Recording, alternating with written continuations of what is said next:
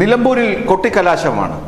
3 മുന്നണികൾ, P V Anwar എന്ന സ്വതന്ത്രൻ, മറ്റ് സ്ഥാനാർത്ഥികൾ, SDP ഉൾപ്പെടെയുള്ള സ്ഥാനാർത്ഥികൾ, പിന്നെ അവിടെയുള്ള ആകെ രാഷ്ട്രീയ സ്ഥിതിവിഗതികൾ.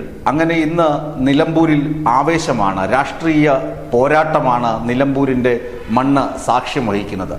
ഈ പ്രചരണം നാടെങ്ങും കൊട്ടിക്കലാശലത്തേക്ക് എത്തുമ്പോൾ ഇവിടെ ആർക്ക് ആണ് കൂടുതൽ ഭൂരിപക്ഷം ലഭിക്കുക, അല്ലെങ്കിൽ ജനങ്ങൾ ആർക്കൊപ്പമാണ് എന്ന് ചിന്തിക്കുന്നത് നന്നായിരിക്കും. നമുക്കറിയാം അവിടുത്തെ നിലമ്പൂരിൽ ഉപതെരഞ്ഞെടുപ്പ് ഉണ്ടാകാനുള്ള രാഷ്ട്രീയ സാഹചര്യം എന്താണെന്ന്.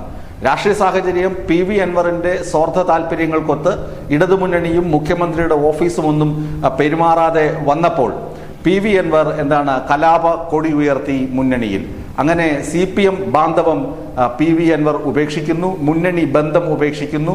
അദ്ദേഹം തൃണമൂൽ കോൺഗ്രസിന്റെ സ്റ്റേറ്റ് കോർഡിനേറ്റർ ആയപ്പോൾ MLA സ്ഥാനം രാജിവെക്കേണ്ടി വരുന്നു. ആ ഒരു സംഭവത്തിൽ നിന്നാണ് നിലമ്പൂർ ഉപതെരഞ്ഞെടുപ്പ് വരുന്നത്. നിലമ്പൂരിൽ ഇനി മത്സരിക്കാനേ ഇല്ല എന്ന് പ്രഘോഷിച്ച് നടന്ന പി വി അൻവർ അവസാനം നിലമ്പൂരിൽ വീണ്ടും ജനവിധി തേടുകയാണ്. ഇതൊരു രാഷ്ട്രീയ നാടകത്തിന്റെ ഭാഗമാണ്, അല്ലെങ്കിൽ നിലപാടിലെ വ്യത്യാസത്തിന്റെ ഭാഗമാണ്. ഇതാണ് നിലമ്പൂരിൽ തെരഞ്ഞെടുപ്പിന് കാരണമായ ഘടകം. എന്നാൽ പി വി അൻവർ ഉയർത്തിക്കൊണ്ടുവന്ന ആരോപണങ്ങളൊക്കെ സർക്കാർ കൃത്യമായ അന്വേഷണം നടത്തുകയും അതിലൊന്നും കഴമ്പില്ലെന്ന് കണ്ടെത്തുകയും ചെയ്തു. അതുകൊണ്ട് തന്നെ നിലമ്പൂരിലെ ജനത്തിനറിയാം ഈ തെരഞ്ഞെടുപ്പ് ഒരു അനാവശ്യ തെരഞ്ഞെടുപ്പായിരുന്നു. ഇത് സൃഷ്ടിച്ചത് പി വി അൻവർ എന്ന വ്യക്തിയാണ്. അദ്ദേഹത്തിൻ്റെ രാഷ്ട്രീയ താല്പര്യം, സ്വാർത്ഥ താല്പര്യങ്ങൾ സംരക്ഷിക്കപ്പെടാൻ വേണ്ടി മാത്രമാണ് അയാൾ ഈ ഒരു കടുങ്കൈ, രാജിവെക്കലെന്ന കടുങ്കൈ ചെയ്തത് എന്ന് എല്ലാ വിഭാഗം ജനങ്ങൾക്കും നിലമ്പൂരിൽ അറിയാം. ഇനി UDFന്റെയും LDFന്റെയും പ്രചരണത്തിലുള്ള ഏറ്റക്കുറച്ചിലുകൾ നമ്മൾ എടുത്തു പറയേണ്ടതാണ്.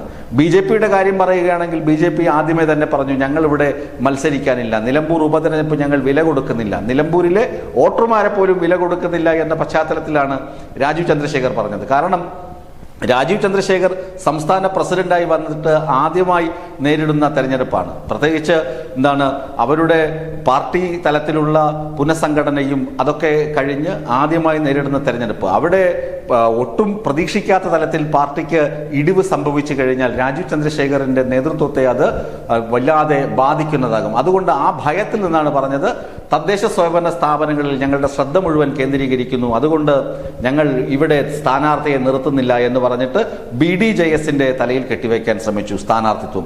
എന്നാൽ BDJSന് അറിയാം, തുഷാർ വെള്ളാപ്പള്ളിക്ക് ബുദ്ധിയുണ്ടല്ലോ, അയാൾക്കറിയാം അയാളുടെ അച്ഛൻ വെള്ളാപ്പള്ളി നടേശൻ മലപ്പുറത്ത് 2 മാസങ്ങൾക്ക് മുമ്പ് പോയി പ്രസംഗിച്ചത്. മലപ്പുറം ജില്ലയിലെ മുസ്ലിം സമുദായത്തെ ഒന്നടങ്കം ആക്ഷേപിച്ചുകൊണ്ടും അധിക്ഷേപിച്ചുകൊണ്ടും വർഗീയത ആളിക്കത്തിക്കാൻ ശ്രീ വെള്ളാപ്പള്ളി നടേശൻ ശ്രമിച്ച കാര്യങ്ങളൊക്കെ തുഷാർ വെള്ളാപ്പള്ളി പെട്ടെന്ന് ഓർക്കുകയും അദ്ദേഹം പറഞ്ഞു, ഞങ്ങൾ നിന്ന് കഴിഞ്ഞാൽ BJPക്ക് കിട്ടുന്നത്ര വോട്ട് പോലും ഞങ്ങൾക്ക് കിട്ടില്ല, ആകെ നാണം കെട്ടുപോകും, അതുകൊണ്ട് ഞങ്ങൾ ഇക്കുറി മത്സരത്തിനില്ല എന്ന് തുഷാർ വെള്ളാപ്പള്ളി കട്ടായം പറഞ്ഞതോടുകൂടി കേരള കോൺഗ്രസ് ജോസഫ് വിഭാഗത്തിൽ നിന്ന് മോഹൻ ജോർജ് എന്ന് പറയുന്ന ഒരാളെ ഇങ്ങോട്ട് കുടിയിറക്കി അവിടെ സ്ഥാനാർത്ഥിയാക്കി BJP. എന്നാൽ പ്രചരണത്തിൽ രാജീവ് ചന്ദ്രശേഖർ ഒഴികെ ഇടയ്ക്കെപ്പോഴോ സുരേഷ് ഗോപി വന്നുപോയത് അല്ലാതെ മറ്റാരും അവിടെ പ്രചരണത്തിന് കാര്യമായ ശക്തി കൊടുത്തില്ല.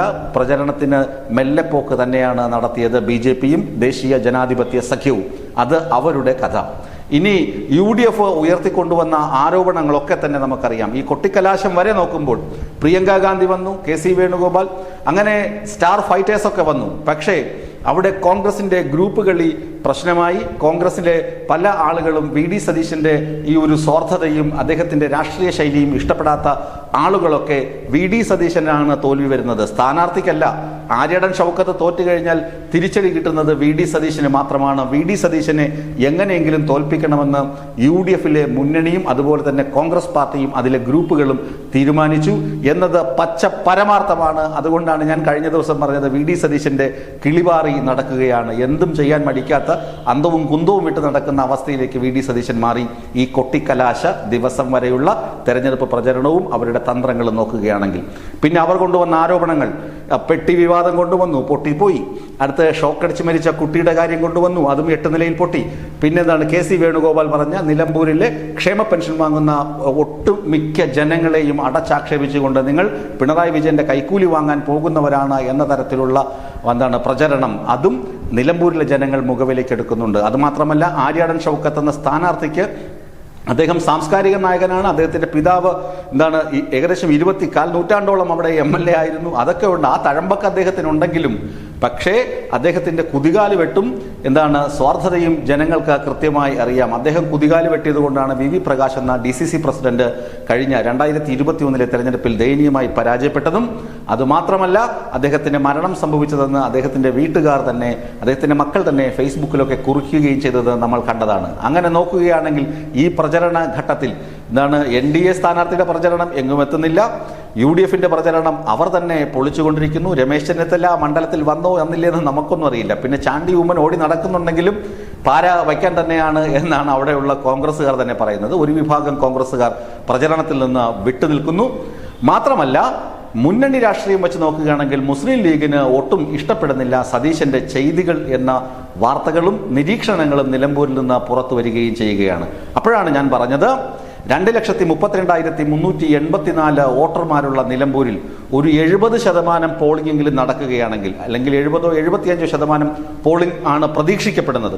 ഈ 75% പോളിംഗ് പ്രതീക്ഷിക്കപ്പെടുകയാണെങ്കിൽ ആകെ പോൾ ചെയ്യുന്ന വോട്ടുകളിൽ ഒരു 35% മുതൽ 41% വരെ വോട്ടുകൾ ഇടതു മുന്നണിക്കാണ് ലഭിക്കാൻ സാധ്യത. കാരണം കഴിഞ്ഞ 9 വർഷത്തിനിടയ്ക്ക് അവിടെ നിലമ്പൂർ മണ്ഡലത്തിൽ 1800 കോടി രൂപയുടെ വികസനം അവിടെ നടപ്പിലാക്കി.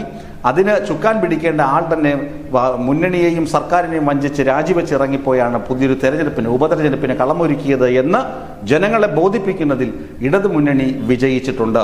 അതുകൊണ്ട് ഞാൻ പറയുന്നു 35% മുതൽ 42% വരെ വോട്ടുകൾ M സ്വരാജിന് ലഭിക്കും. M സ്വരാജ് ആ നാട്ടുകാരനാണ്. അതുമാത്രമല്ല, സത്യസന്ധമായും വ്യക്തിഹത്യ നടത്താതെ, ഒരു മനുഷ്യനെയും കടന്നാക്രമിക്കാതെ നിലപാടുകളിൽ ഉറച്ചു നിന്ന പിണറായി സർക്കാരിന്റെ വികസനം എണ്ണി പറഞ്ഞുകൊണ്ടാണ് അദ്ദേഹം വോട്ട് ചോദിക്കുന്നത്. അതുകൊണ്ട് നിലമ്പൂരിനെ കൃത്യമായി അറിയാവുന്ന വ്യക്തി, യുവ നേതാവ്, സർക്കാരിനെ മാത്രമല്ല മറ്റാരെയും, ഒരു മനുഷ്യനെയും കുറ്റപ്പെടുത്താതെ സർക്കാരിന്റെ വികസനം മാത്രം പറഞ്ഞുകൊണ്ട് മുന്നോട്ട് പോകുന്ന ഒരു സമരനായകന്റെ പ്രതീതി M സ്വരാജ് സൃഷ്ടിച്ചിട്ടുണ്ട്. അതുകൊണ്ട് M സ്വരാജിന് 42% വരെ വോട്ട് ലഭിക്കും. UDFന്റെ വോട്ടുകൾ ചിന്നിച്ചിതറിയില്ലെങ്കിൽ PV അൻവർ പിടിക്കുന്ന വോട്ടുകൾ, അതായത് അനുഭാവികളുടെ വോട്ടുകൾ, അതായത് PV അൻവറിന് ഉള്ള അണികളുണ്ട്, PV അൻവറിന് ഇഷ്ടപ്പെടുന്ന ആളുകളുണ്ട്, എന്നാൽ അനുഭാവികളുണ്ട്, കോൺഗ്രസ് അനുഭാവികൾ, അതുപോലെ തന്നെ ഇടതുമുന്നണി അനുഭാവികൾ, അങ്ങനെ അനുഭാവികളുടെ വോട്ട് PV അൻവറിന് ക്രോഡീകരിക്കുകയാണെങ്കിൽ ഒരു 10 മുതൽ 15,000 വോട്ട് വരെ, അതല്ലെങ്കിൽ ഒരു 7% മുതൽ 11% വരെ വോട്ട് PV അൻവർ പിടിക്കുകയാണെങ്കിൽ UDFന്റെ നില വീണ്ടും പരിങ്ങലിലാവും. ആര്യടൻ ഷൗക്കത്തിന് ലഭിക്കേണ്ട വോട്ടുകൾ PV അൻവർ എന്ത് വില കൊടുത്തും വാങ്ങുമെന്നാണ് നാട്ടുകാർ പറയുന്നത്. ചുരുക്കത്തിൽ ആര്യടൻ ഷൗക്കത്തിനെ ബലിയാടാക്കുന്നത് VD സതീശനാണ്. VD സതീശന്റെ ചെയ്തികളാണ് ആര്യടൻ ഷൗക്കത്തിന് ലഭിക്കാവുന്ന വോട്ടുകൾ പോലും നഷ്ടപ്പെടുത്തുന്നത്. പിന്നെ PV അൻവറിന്റെ ഇടപെടലും. അങ്ങനെ ആര്യടൻ ഷൗക്കത്തിന് ഒരു പരിധിവരെ 30 മുതൽ 35 അല്ലെങ്കിൽ 38% വരെ വോട്ട് ലഭിക്കാനുള്ള സാധ്യതയാണ് അവിടെ ഉള്ളതെന്നാണ് ഇതുവരെയുള്ള തെരഞ്ഞെടുപ്പ് നിരീക്ഷണത്തിൽ നിന്നും, പ്രചരണത്തിന്റെ നിരീക്ഷണത്തിൽ നിന്നും എനിക്ക് മനസ്സിലാക്കാൻ കഴിയുന്നത്. ഇത് സർവേ നടത്തി പറയുന്നതെന്ന് പറയുന്നത്, ഒരു പൊതുജനം എന്ന നിലയിൽ അവിടുത്തെ പ്രചരണവും അവിടുത്തെ ആളുകളോട് സംസാരിച്ചതിൽ നിന്നും എനിക്ക് മനസ്സിലായ കാര്യമാണ് ഞാൻ പറയും. ഒരു 38% വോട്ട് വരെ ആര്യടൻ ഷൗക്കത്തിന് ലഭിക്കും. 10 മുതൽ 15% വരെ വോട്ട് PV അൻവറിന് ലഭിക്കും.